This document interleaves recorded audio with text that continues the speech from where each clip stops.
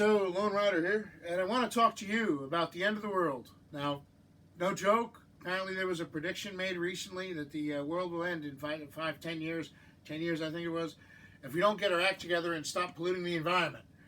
And it's actually kind of funny because from what I heard, one of the people pushing this idea was, what's her name, Alexandria Ocasio-Cortez, the new congresswoman from New York. The one who identifies as a socialist. And apparently they're using this narrative that the world is going to end in 10 years. Oh my God, oh my God. And they're trying to use that to sell this, what they call the Green New Deal, which would basically be top-down government regulation of whole industries, power generation, etc. They even talk about updating every building in America to be more energy efficient. What if you can't afford it? Are they going to make you add stuff to your home that you just can't afford and then go into debt just to do that? I mean, you got to wonder how many buildings are there in this country anyway? Does that include outbuildings like barns and garages? I mean, it's kind of like talking about the end of the world, isn't it? What do you mean by the end of the world? Is the planet going to explode? Is it simply going to be rendered uninhabitable? Will the human species go extinct, but other species will still be here? Is the atmosphere going to burn off? I mean, what do you mean by the end of the world? What I think they mean is simply a vehicle by which to scare the crap out of people so they do something that normal people otherwise wouldn't do. And in fact, most of us, being rational human beings, would flat out discount out of hand, right? This is the oldest tactic in the book. Get somebody worked up, angry, envious, or frightened out of their wits, and they'll support policy in that frenzy that they otherwise normally wouldn't support. Thing is, I gotta wonder, this is the 21st century. How many people are really scared by predictions of the end of the world anymore? I mean, I'm not. Somebody pointed this out to me the other day, and I just kind of chuckled and shook my head and said to myself, how are they thinking? Right? And the truth is that there are legitimate concerns about the environment. There are legitimate concerns about human-created pollution. I'm a bicyclist. I spend a lot of time outdoors, so I obviously care about the condition of the natural world. But when I hear something like this, I have to ask myself, what's more likely? That a brand new, congresswoman who just entered politics for the first time and has all these weird socialist ideas, which, okay, they're her ideas or whatever.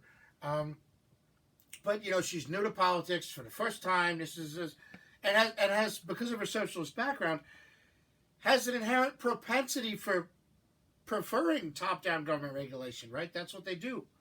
So, if you're a socialist, you believe in this, whether or not the environmental excuse of the end of the world or whatever is actually there. This is something you would want anyway, just because of your political philosophy.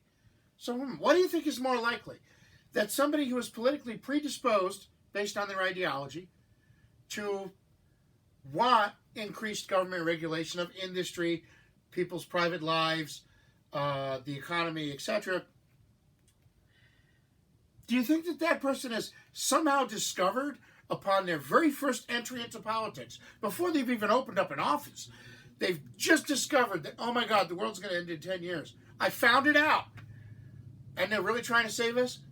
Or that maybe this person who happens, because of their avowed ideology, to be politically predisposed to preferring the very type of top-down government regulations that ironically are proffered as the way to save us and stave off the end of the world, that this is just a scare tactic. This is just somebody saying, nobody wants to support what I want, so I know I'll tell them the world will end if they don't do it. And that, like I said, that's a very cynical, that kind of tactic, getting people worked up or frightened, scaring the pants off them, so that they'll hopefully support something they otherwise wouldn't support if they had time to think about it rationally. This is a very cynical tactic, and it's unbecoming from somebody who's claiming to be the new face. I'm the new face of the Democratic Party, Mrs. Cortez. She claims to be the new face of the Democratic Party, but it looks to me a lot like the old face, right? This is what politicians have been doing for years, and generally do. It's a typical tactic that doesn't make it any more reprehensible, but scare the pants off people, and then while they're out of their mind with fear, get them to vote for something that they would normally not vote for, right? We see this with gun control all the time. We saw this with the Patriot Act. This is you get people when they're vulnerable, make them vulnerable if you have to. Create the panic, even if there shouldn't be one, and then get them to vote for something that they would never vote for otherwise. So what do you think? Do you think the world is really going to end in 10 years? Or do you think that this is just another instance of politicians using a stale, old-fashioned tactic to try and scare the pants off people and get them to vote for something they wouldn't vote for if they had time to think it through, right? I honestly think it's more likely that this is just a politician trying to scare the pants off people than it is that this lady somehow realized that, oh my God, the world's going to end, and solved the next prediction of Nostradamus or something. Seriously, right? I mean, what do you think? Because if she really is able to predict when the world's going to end, then she shouldn't be getting sworn in Congress. She should be going down the street and opening up a fortune teller's booth. Right? Seriously. Of course, I don't think she's predicted anything. I honestly think this is just, well, how do we get people to vote for something that most Americans probably aren't going to want to vote for? I know. I'll tell them the world will end if they don't do it. This is beyond cynical. This is just sad. And the funny thing is, they're not, like I said, they're not even trying, right? How many rational people, not religious zealots, not fanatics, not, end of the world, oh my God, we're all going to die types. How many rational people, regular people, are genuinely frightened by end of the world predictions these days in the 21st century? I'm certainly not. Again, I heard this, I sort of chuckled, shook my head, and said to myself, well, they've gone round the bend. And I got to wonder if they really have, right? Who do they expect us to scare? And then, of course, the fact is, it's obviously just a scare tactic, right? What's more likely? The world's going to end, or some lame-o politician is trying to frighten people into voting for what they want?